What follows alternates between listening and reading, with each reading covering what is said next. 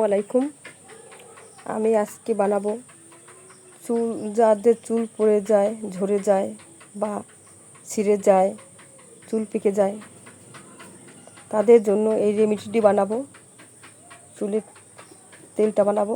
এখানে আমি নিয়েছি প্যারাশুট নারকেল তেল।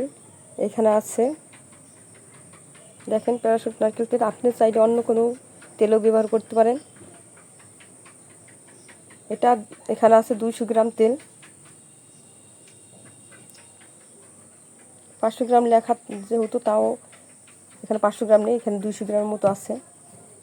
এগুলো বানাইতে আমার লাগবে মিন্দি পাতা, এখানে নিয়েছি লং, এখানে নিয়েছি তেলাকুচে পাতা, নিয়েছি এক টুকরা আদা, নিয়েছি একটা রসুন ছিলে, আর নিয়েছি এটা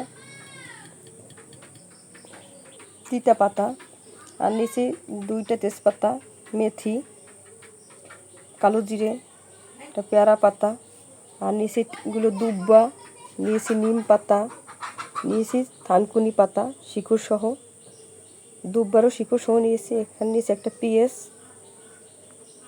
এইগুলো আমি এখন এই মেথি আর কালো জিরে ছেঁচে নিব, আর এইগুলো আমি কুচি কুচি করে কেটে নিব। আর নিয়েছি 2 টুকরা অ্যালোভেরা। আরেকটা নিয়েছি, সেটা মিস্টেক করে ফেলেছি। এখানে নিয়েছি রক্ত জবা, দেখেন জবা ফুল কতগুলো। রক্ত জবা না হলে অন্য জবাও দিলে হবে। আর এখানে নিচে জবা ফুলের পাতা 4টা।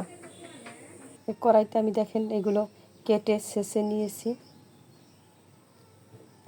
আমি এখানে 1 কাপ পানি দিব, কারণ তেলের ভিতর পানি দিব। আগে পানিটা দিয়ে দেবো, এতে পানিটা শুষে যায়, আমার তেলটা থেকে যায়। 5 মিনিট আমি জ্বালিয়ে নেব এটা। এখন এই 1 কাপ পানি আমি দিয়ে দিতেছি এগুলোর ভিতর। আর এই 7-8টা জবা ফুল দেখেন আমি এগুলো দিয়ে দিতেছি। এখন আমি জাল দিয়ে নিব। এখন আমি তেলটাও দিয়ে দিব, তেল ঢেলে দিব। 200 গ্রাম তেল এখানে। আমার পানিটা শুকিয়ে যাবে, 5 মিনিটের মতো আমি জাল দিব। পানিটা শুকিয়ে যাবে, আমার তেলটা থেকে যাবে। আমি এটা ফুটানো পানি দিয়েছি। আপনারা যদি চান যে পানি দিবেন না, তাও দিতে পারে, না দিলেও হবে।